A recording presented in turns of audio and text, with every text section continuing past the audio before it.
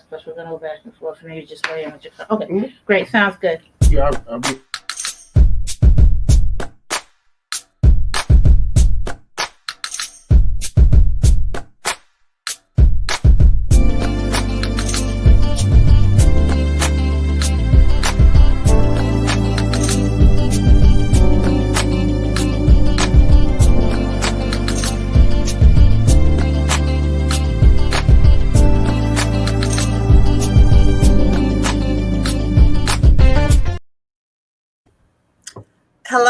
Hello. It is not Friday, but I am back with another episode of the RoundTable. And if you are joining us live, please be sure to comment. Make sure you hit that subscribe button, like, follow, and share because we got valuable information that we're sharing not only tonight, but every episode that people need to hear.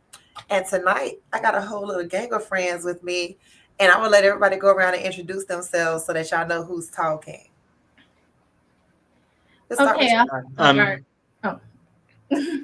Eric. I work for National Park System, and I'm happy to be here. My name is Felicia Edwards. I am an environmental scientist. I work in environmental health and safety in the greater Boston area, and I too am happy to be here. Hi, my name is Christopher Thorpe. I'm just an informed individual, just the common folk. Hey, that's what's up. So we got different perspectives tonight. Yeah, basically.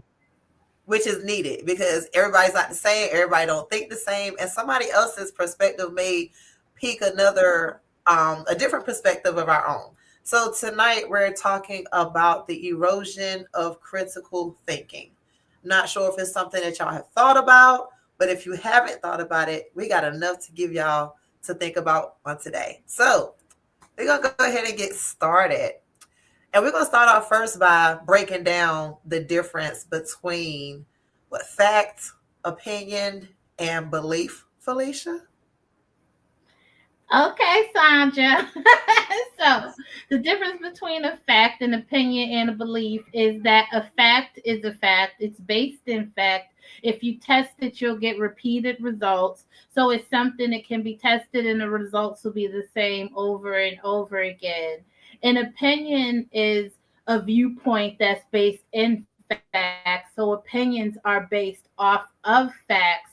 And a belief is whatever you want it to be. So a belief is, you can believe that the clouds are made of marshmallows if you feel so inclined. No one could question you because you have come to that conclusion individually. It doesn't have to have any evidence, and it is your personal belief system. Great. I love that breakdown. So I think now that we can understand the difference between fact or truth, opinion, and belief, and how those three things really do shape how we perceive things and how we choose to think these days. So what ways have you observed? And we'll start with you, Eric. Critical thinking eroding in public discourse.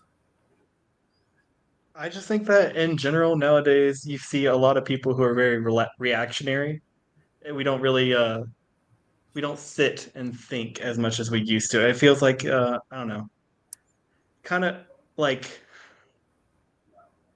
almost like everyone's just kind of accepting what they're told instead of like thinking about it critically and kind of like seeing whether or not that fits with their own beliefs or facts that they've read or heard.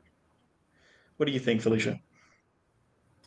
Yeah, I agree with you, Eric. I feel like these days people, it's easier not to do the deep research. It's easier not to dive into it. And another thing is we use something called confirmation bias, where we want to believe information that feels comfortable to us.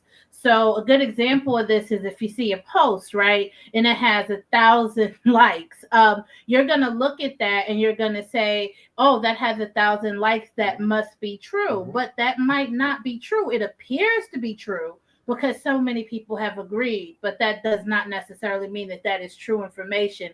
To really come to an understanding of if it's true or not, you have to dig down and do the research and look at it from different angles and really try to understand it. I definitely agree. What about you, Chris? Oh, I absolutely agree with Eric and Felicia. I think people are way too reactionary.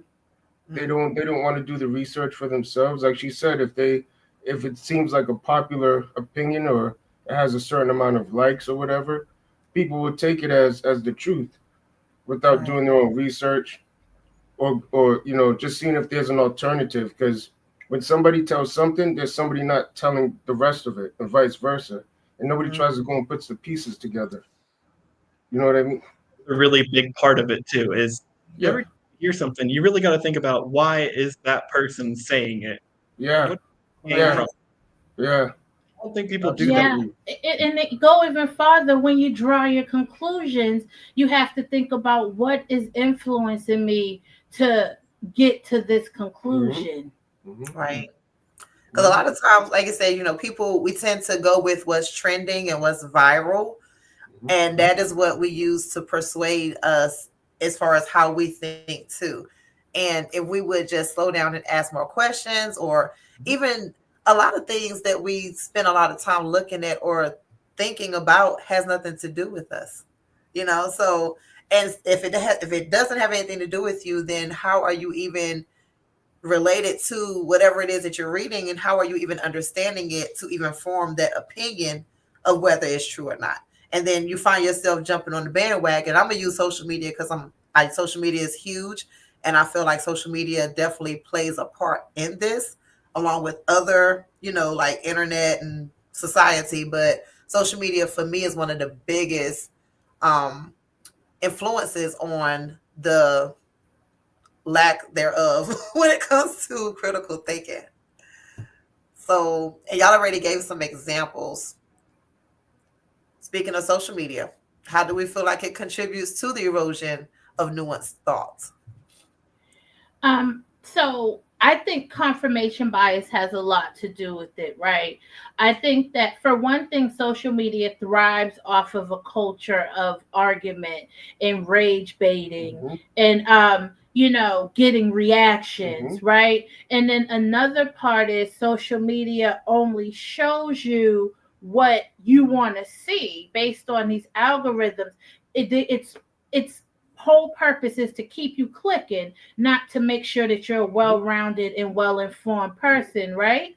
And so you think you are getting all the information because without being exposed to different information, you're considering yourself a well-rounded individual. See, a lot of people aren't stupid.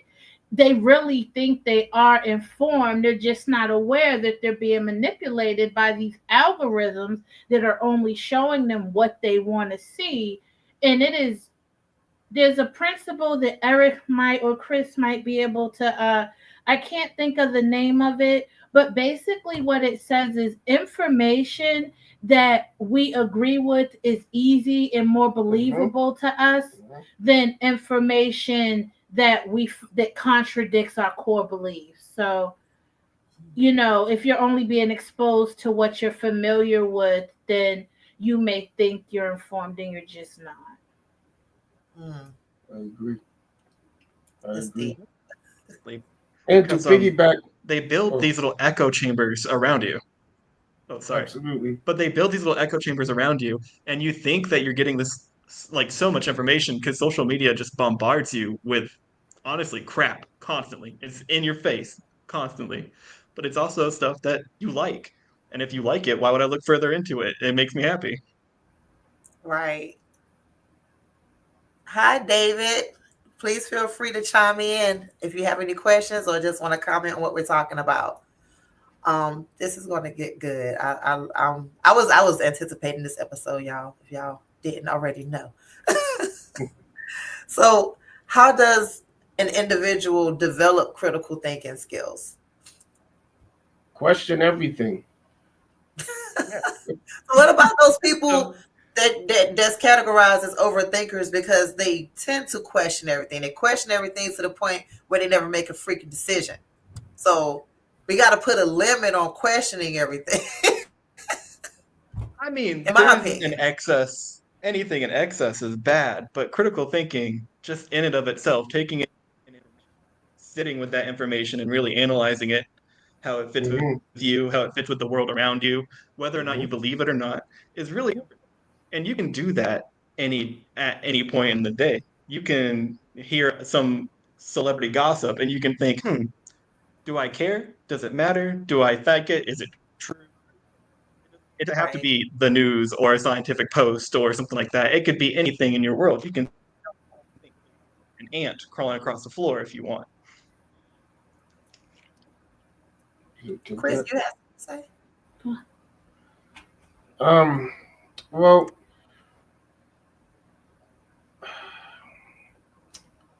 so I think that you have to be able to also, just to add to that, to kind of like Chris said, to piggyback off that, I also feel like not only question everything, that's part of it, because that gets you asking the questions, and that's the core part.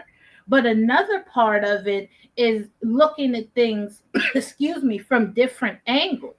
So you have to question everything, and then once you form those questions, you can't go to the same sources for answers. You have to look at things from different angles, look at everybody's side of the story, and then the conclusion you draw is yours, right? But it's an informed opinion instead of just something that is kind of baseless because you're not looking at a situation in its totality. Right. I agree. You definitely have to expand your resources, because if you're going, like you said, if you're going to the same source, you're gonna get the same answers based off of the same opinion or whatever their beliefs are. So definitely want to expand your sources. Use credible sources, not just your homegirl down the street or your homeboy or your friend that went to school, which is, those are great resources, but always fact check, go and look at a source like a book out of a library, some print, an article, something that holds a little bit more facts, and then you can compare information to really try to weed out what's true and what's not true, pertaining to whatever it is that you're looking at. Also, like you said, you have to think about, why am I being bombarded with this information? Do I care? The more you care, the more you'll believe it, because you want to believe it. Right. Hey, Eric.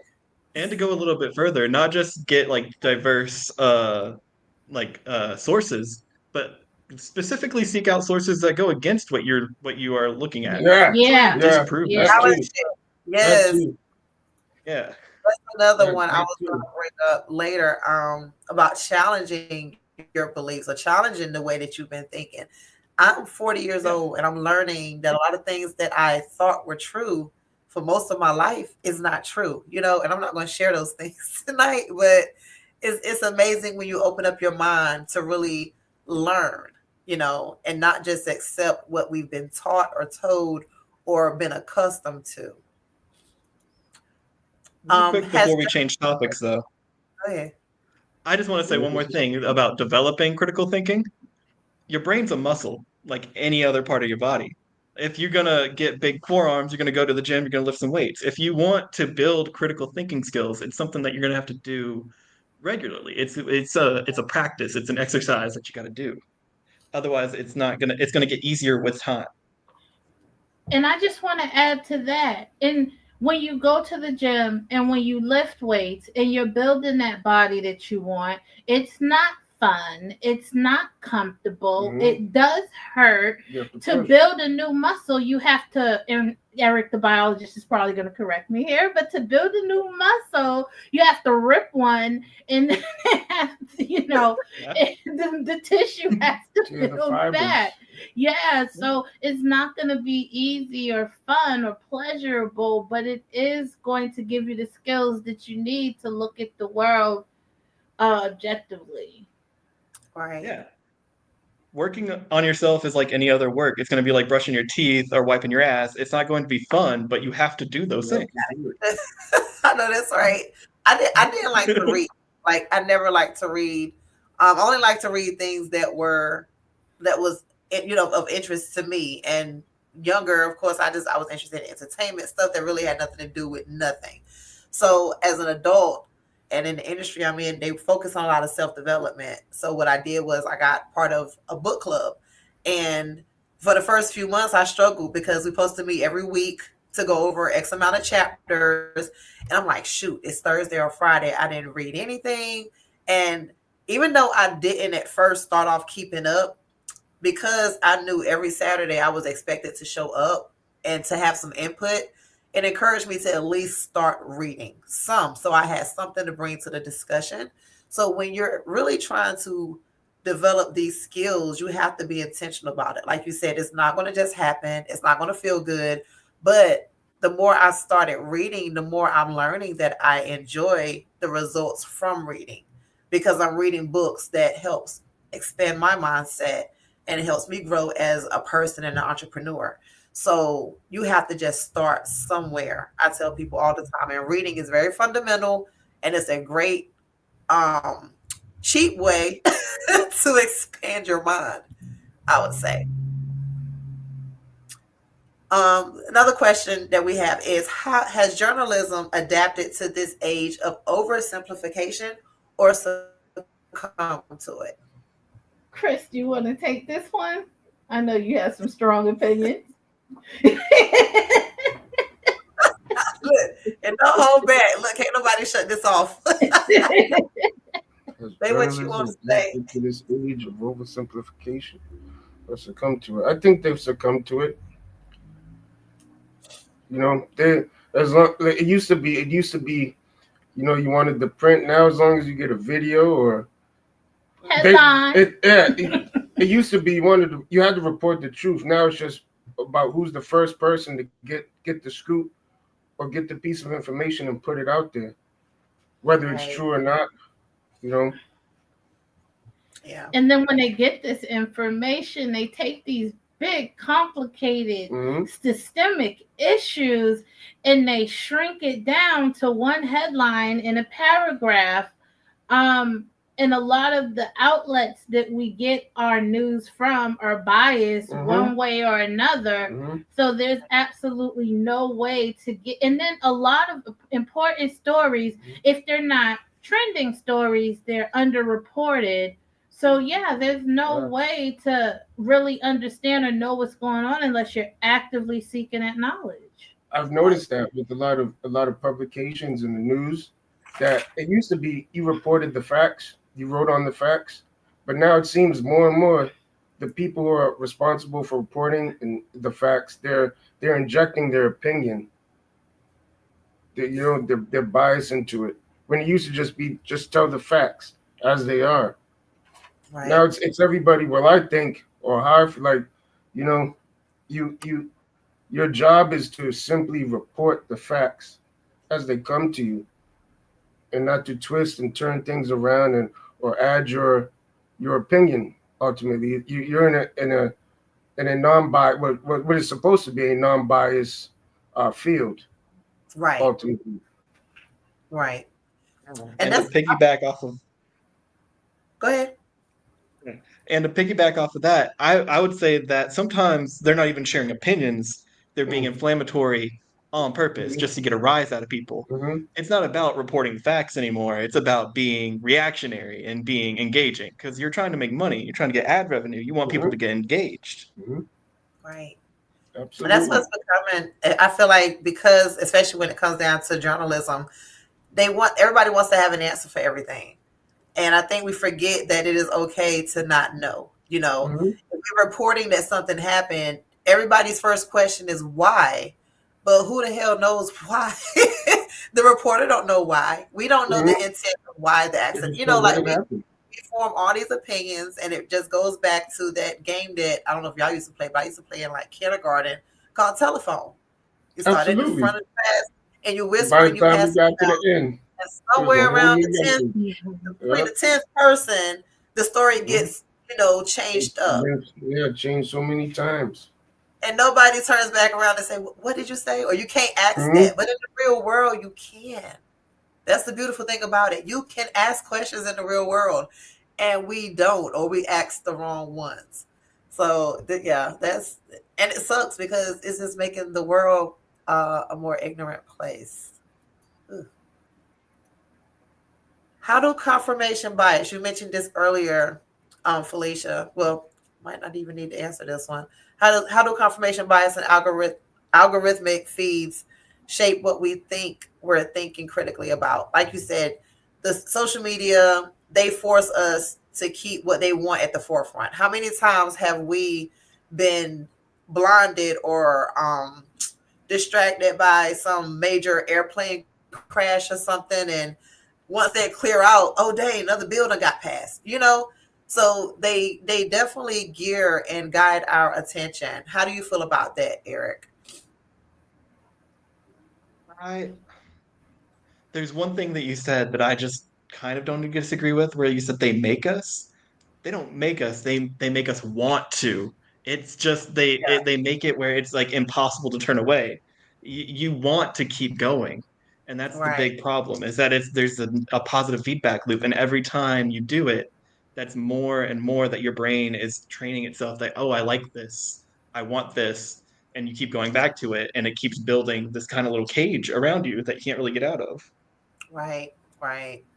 I know Can't look they say away. the phones can hear. And so it's like when we talking about things, the phones actually do hear, because I could be on the phone talking. As soon as I get off the phone call, we're going to look at our phone to hang up, right? And there goes that, if you're on social media, suggested video It's or targeted Google. So they're ads. going to suggest Absolutely. something from the phone call. And so it is definitely Absolutely. easy to influence us because our minds, which we're mentally too easily influenced. So yeah, like I said, they don't make us, but they definitely influence it. You got anything on that, Chris, before we go to the next one? Well, I'm gonna say one word: bots. All through social media, people are being Right. led by people who aren't even real. They're Right. being told what to do by bots, by people who don't even exist. Right. It's, Nobody checks. yeah. They Whatever. know exactly how to get to you. They know what you can't look away from. They know how to keep you engaged. And in a world where people are seeking life advice Mm-hmm. from computer programs, Mm-hmm. um, that is dangerous, right? Because now we have these tools like AI, which are great tools. And don't get me wrong, I am a heavy AI user. I use it as somewhat of an assistant at Mm-hmm. work, to edit emails, to Mm-hmm. help with calculating data. But I understand, and we all have to or must understand that uh, in AI models like Chat GPT are language models. They're trained on basically everything that was ever written in human That's history. another And problem. all they do is predict what they think should be said next. They have no experiences to tell you, I don't know, if you should or shouldn't Mm-hmm. go back to How does school. it feel? How How does do you it feel feel? about it? Yeah. They cannot feel.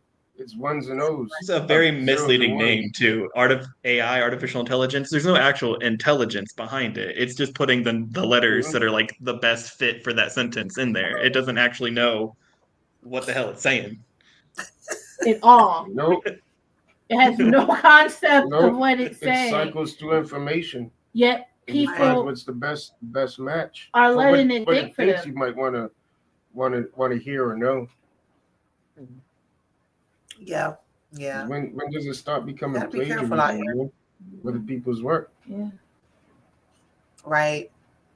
So are we people more interested Absolutely. in being right than being informed? And that's I would another look, thing I yeah. believe it boils down to. Yes, but that's because of the culture that Mm-hmm. we've created. Mm-hmm. That's because of the culture that like I said, that rage culture, that instead of sitting down and having a meaningful Mm-hmm. debate where A we dialect. dialect, Yeah. yeah, where we go back and forth and Dialogue. we get to the root of the issue. These days, people are more interested in that rage culture, that Mm-hmm. yelling back and forth, that being outrageous. You're rewarded for being outrageous, not for being a deep thinker. You're rewarded for engaging in conflict, not for finding Mm-hmm. resolution. And so I think that's one of the major issues. It's almost like if you're loud, you're right, and that's not the case. Right. If you're loud, you're correct. Whoever's the loudest or the, like the most reactionary or the most outrageous is the one who's correct. Right. And that's definitely not Nobody how wants to have a civilized dialogue anymore. And I have a quote that I used to use quite often. And I think that it's something that everybody can take away from this podcast. And it's just because something is said with conviction, it doesn't make it so. Mm-hmm. Yes. I kind of want to take that a little bit further too, is that, and Chris kind of touched on this with the bots, just because a lot of people are listening to someone doesn't mean that they are right either. Groupthink is just as bad online as it is on the street. Just because we took the cult leader out of, the church or the town hall doesn't mean that he's not online spewing the same garbage. Mm-hmm. And that's still going to draw a crowd of people regardless. Right. The next question, like I said, a lot of this we've touched on a little bit on, but we can dive a little bit deeper. Why do you think people gravitate towards oversimplified narratives? Because it feels easier good. to digest, maybe. Yeah. The thing of comfort. Yeah, like I said, I know somebody mentioned earlier, it's easier to agree than to really challenge something. Because a lot of times the people that are challenging or that want to challenge don't really know what they're challenging. Because we have some people that are just combative. They're just not going to accept it, not because they know anything, just because they just go against the grain naturally, right? Every time. But we need more people to go against the grain with the intent of learning factual information. And then that would make things a lot better, in my opinion. I think there's another part of it too with like modern technology. Every single person on our planet now has access to the entire breadth of human knowledge at their fingertips. Mm-hmm. And they think that makes them an expert on a subject, but it doesn't. Having access to that knowledge and understanding it and being able to apply it to a situation are completely different. But they want that simplified, watered down, really easy to digest stuff. They want to be right. Just like the last question. Right. No, I get it, Eric. I totally agree with you. To understand something, you have to really dedicate a decade, not a day. Yeah. So we have people who have spent their lives' work trying to understand the smallest aspect of a problem or an issue or a system. They've studied it, they've wrote papers about it, they've collaborated with other experts. But in today's society, what they have to say is boring.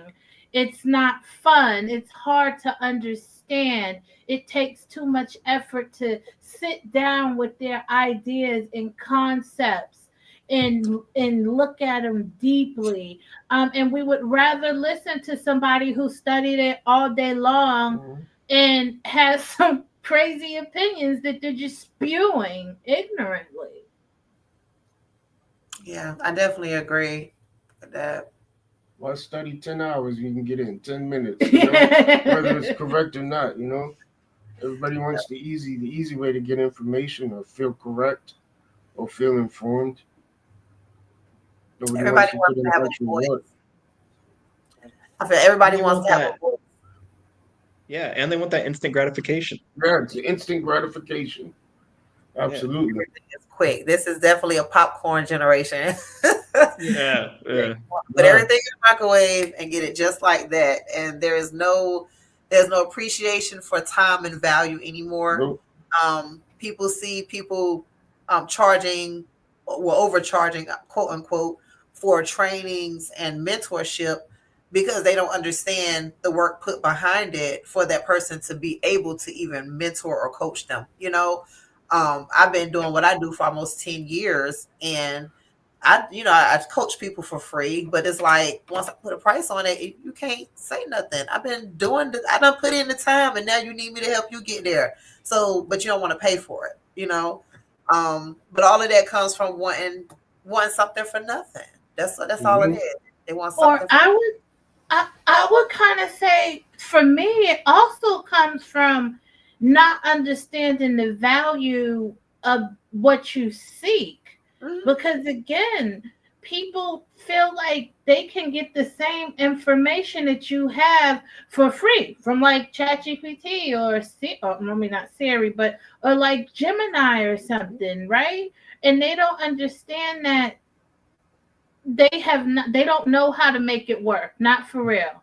They can come up with ideas based on what thousands and 1000000s of people had said, but they don't have the experience that you have dealing with real people to understand how to make your business or their business a success.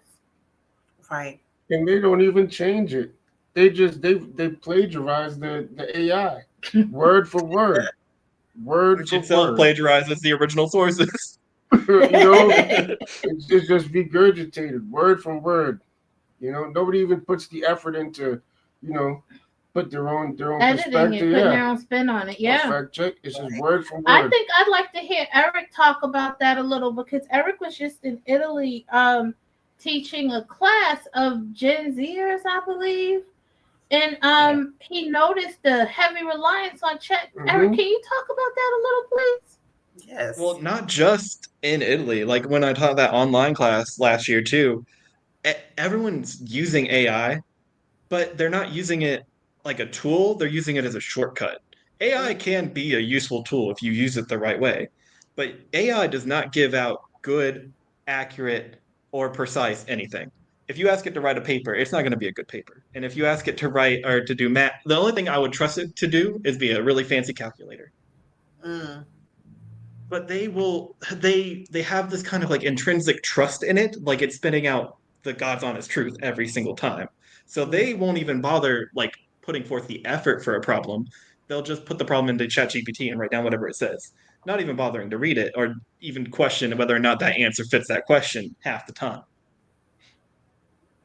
Like I've seen students specifically be called out, hey, put your phone away, don't use AI for this. And then they just wait for that instructor to turn their back and they pull their phone out, go back to the AI and start writing again.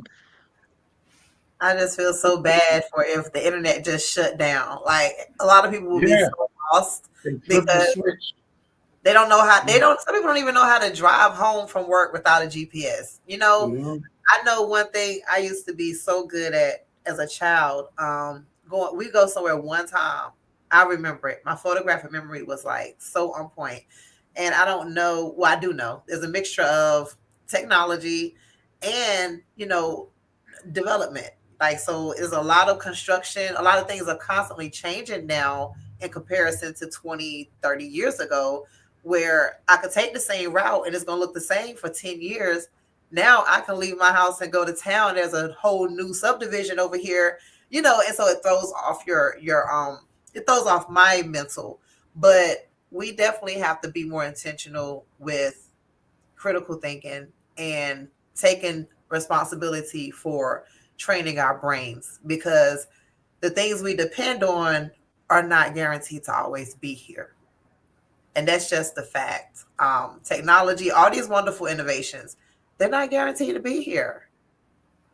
So you have to learn how to use what we got. God gave us the brains for a reason. We got to exercise those things.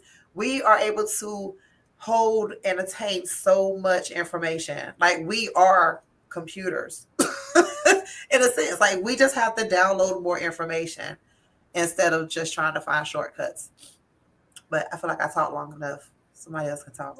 The thing with technology, though, is that it's kind of just like an offloading of work for humans. We don't want to do this, so we'll find a computer that can do that, or a machine that can do this, or whatever. But it's really important for you to be able to check those machines. But when you learned how to do math at first, yeah, you could have just used a calculator, but they still taught you how to do that math. Right. Yeah, spell check can correct all of your words, but they still taught you how to read. And they're kind of skipping that step. You need to learn how to read, write, and like analyze things. And we can't just like offload all of that onto a machine. It's a great tool, but it can't be the end all be all. Right. Like you said, all it takes is a solar flare to come down and knock out all the electronics. And now you don't even know how to write with pen and paper. You'd be in trouble. Right. You'd be in trouble. So Carl Sagan, I believe, said that we live in a world that is dependent on science, yet in a society where people know very little about it. Mm, They yeah, never talk about it. I agree. We definitely know very little about what makes the world go round, if I must say. I was one of those people. I always appreciated science, but I never would have went to school for science. It's not my thing. It's like I don't care how this works. But as I'm getting older, again, I'm learning to appreciate those things because those things that I didn't think mattered or had any direct effect on me, it does. So and this goes bigger than just science, or this is for anything that we feel like does not affect us. Just look again. I have not had to enroll a child in school in about 8 years because my youngest is 12. I had to re-enroll my 16-year-old today. The questions are so different, but they don't even ask you about the student until probably like 5 screens later, because they want to know about the household. They want to know how long you've been here. When was this child born? Then they ask you, when did this child come to the US? So I'm reading these questions. This has nothing to do with me. I'm a natural born citizen, but it has something to do with my kids' friends, some of my friends. They can't answer these questions the same way. So it made me think how, we just need to think bigger because we overlook a lot of small things. And critical thinking is what makes you fill those gaps in. And whatever you feel like you don't understand, take time to understand because there is no excuse. Like they said, everything's at our fingertips between Chat GPT, despite the inaccuracy thereof, that's still a resource. Google, your libraries. Go back to the basics, guys, and do your research and fact check. Anybody got anything else? No. I just want to add on to that, like we're not saying everybody has to get a master's or a PhD or go to school and study or even on your own time, like go in depth on every subject. That's not what we mean. But like it's important to know that things do affect you. Like when Felicia and I used to teach a class when we were in college together, and there was one section, it's on the water and the environment. And there's a lot of math in that section. And I always told my students, I don't care if you remember this equation. That doesn't matter. I want you to know that the rain outside and what people pollute and what people put on the ground ends up in the ground, and you drink that water. So it's important for you to know that the water outside and the water in your faucet are connected. That's the important thing. And you might not have thought that coming into a science class that it would even matter to you, but that's like a thing that you wouldn't realize. You know, Right, don't right, don't just write something off because you don't think it's connected. right. Well, before we go, I did want to go over. I know we shared some pointers of how to, if you're not a critical thinker, how you can become one. So I definitely wanted to break down a few steps of how to start getting back to critical thinking again. So the first thing that I want to suggest is to slow down. Again, we live in a world where everything is about time. There is not enough time in a day. We still have 24 hours. Everybody has the same amount of time. We just have to use it wisely. But there are areas in life where we can slow down. And when it comes down to information, that is definitely one area where you need to slow down. Instead of immediately sharing and liking and commenting or even posting yourself, ask yourself, do you fully understand it? Or do you need to dig deeper? If you're posting on social media, ask your followers for their input. That's a quick, free way to get more perspectives on a topic. Another thing we touched on was asking more questions. I say ask better questions. Okay. Be intentional with your questions. Don't be afraid or feel embarrassed because you don't know something. You're not the only person that don't know it. Like they said, it's not about having a college degree. You said And what? then another thing is be be okay with getting your mind changed. Yeah. Yeah. Like Better to questions really might be think uncomfortable questions. Right, right. Yeah. Can't be afraid of that. so you have to be okay with getting your mind changed. You have to understand when you're asking these questions, what's influencing you to ask these questions. Are these the right questions? Should I be looking at this a different way? What are people who don't agree with me saying? And am I going to be open to their information? And what happens if I change my mind? Am I going to be okay with getting my mind changed? Right. Everything I knew was wrong. Everything that was told to me prior could be wrong. There could be errors in what you learned prior. It could be a scary thing. Yeah. Yep. But that's where change takes place, is when you get uncomfortable is when change starts to take place, So that's why I tell people, if you're comfortable, then you're not doing something right. It's time to get uncomfortable. You're becoming complacent. Right. Number 3 is check multiple sources. Like we mentioned earlier, fact check. Don't just take one person's word for it. Don't spend 10 years trying to find out either. But, expand your sources. They're out here for a reason. And that's multi-layered because you can get something from a book, but you have to check, has that book been edited recently? Yeah. There could be previous versions. They could have omitted things, added new things. It's multi-layered. That's actually important. I didn't even think of that. Yeah. Books are constantly, especially scholarly books. It's because knowledge is evolving. Nothing is fixed. We don't understand everything. There'll probably never be a point in human history where we have a set of books that explains everything. Right. Knowledge of so you have to be willing to evolve with what we understand, because what we think today or what you think today just may not be. We may find out something different tomorrow. And as long as we're searching for knowledge, then things are going to change. Unless we stop looking for answers, that's the only way that the answers would remain stationary. Right. Also, books aren't like paragons of truth. They're written by people, and people are biased. You got to think about who's writing that book too. Just because it's written down don't mean it's true. Right. And just because it's written with a bunch of big fancy words, because I've noticed this online, guys, and I know our time is coming to a close, but I just like everybody to weigh in on this. We have these experts online, and they use what is it called, word salad, where they're using these huge words to explain these concepts.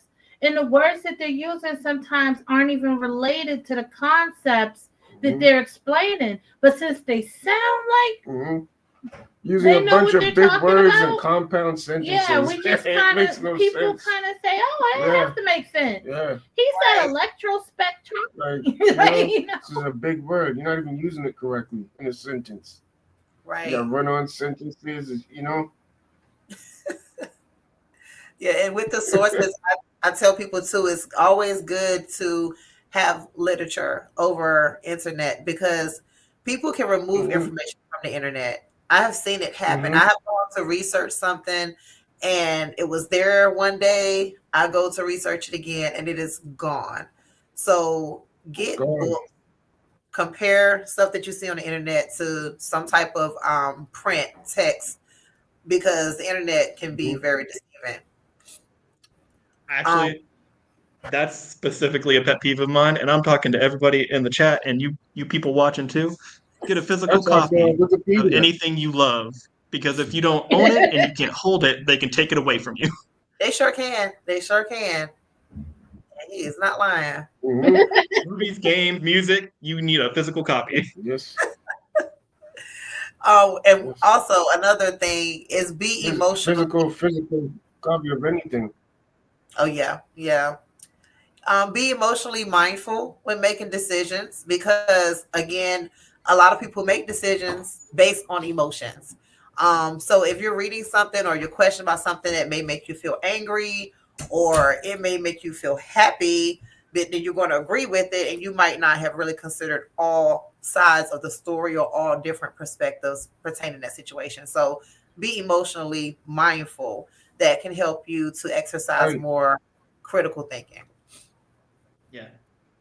Put yourself in that person's shoes. Why would they be making that decision? Being in control of your emotions Otherwise, you will be controlled by somebody or something will control them for you.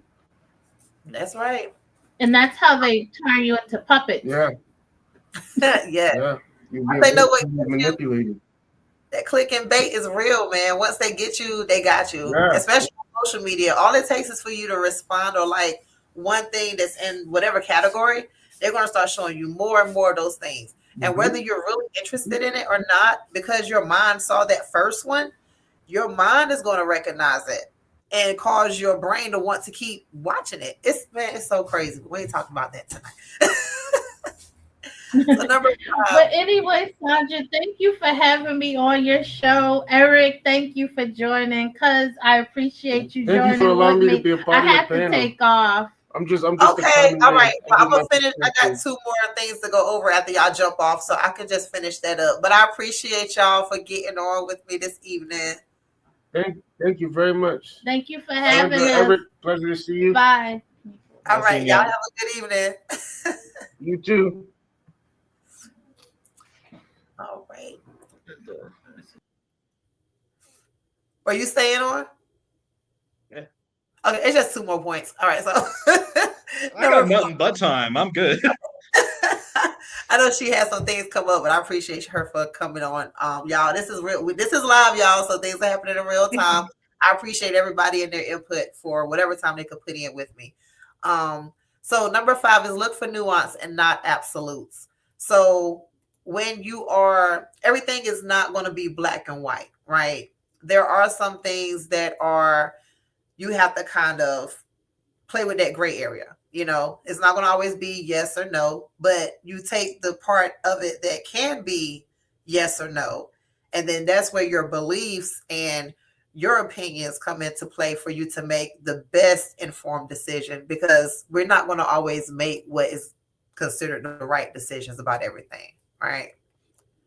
And it's also going to be what's right for you. And that might not be right for everybody else. And you can't begrudge other people for doing what's right for them. Right. That's why I tell people at the end of the day, always do what works for you. If it's not physically harming somebody else, do what works for you, because what works for you don't work for everybody else and vice versa. So number 6, again, sharpen your own mind. We talked about it earlier. Be responsible for you. You're not just your brain isn't going to exercise itself. If you want to lose weight, you got to change. If you want to gain weight, you got to change. If you want to get smarter, you have to change. So do those things that we shared, reading books, getting around other people that think differently, that'll make your mind think differently. So at least consider other options. Even if you don't change, how you think, you may learn other information and it may not change how you think, but at least now you know something else. And you can stand even more firm in your belief or your opinion or your fact. Excuse me. Yes, sir. Wait till I'm finished. I'm almost done. I don't know where it's at right this minute. That's my son looking for the TV remote. And number 7, practice patience with yourself and others. Implement these things. If you have a family at home, practice with your kids. Ask them questions to make them think differently, because our children are people that supposedly don't know more than we do, right? So we have the upper hand to trying to make them think differently. So practice with them, try to make them think differently about things, as well as yourself. Your kids should be asking you questions that make you think. And as the parent, we want to just respond because we're the parent. We're supposed to know it all. But be okay with telling your child you might not know. Use that as an opportunity for y'all to search for that answer together. And that's how you can really exercise your mind. And it also can help your child want to engage in more activities as such as well. Because it starts at home, y'all. It does. Yeah. And don't disregard your child as a source of knowledge. They are a person who has a different experience of the world. I mean, double check everything they say, but don't be like, no, that sounds dumb. Go away. Every opportunity is an opportunity for growth. So exactly. I love being around kids because their minds are fresh. Most of the time they're no filtered, no censored. So they're genuinely asking. and we never know what they're going to say. So it keeps us on our Yeah. toes. But that was all I had this evening. Like I said, I didn't want to just go over and tell y'all how dumb the world is getting without coming up with some type of resolutions to work on. So thank you, Eric, for sticking it out. And you are welcome back anytime. Anytime you got a topic you want to talk about, just shoot me an email and we'll jump on and make it happen. For sure. This was so much fun. I had a great time. I appreciate you. And I appreciate y'all for watching. Make sure you like, comment, and share. And if you have not hit subscribe, hit the subscribe button. And if you are interested in being a guest on the podcast, or if you have a topic that you want me to discuss, just send me a message on whatever platform that you're watching me on right now, and we can make it happen. But until next time, y'all have a great night, and make sure you read a book or do something fundamental this week.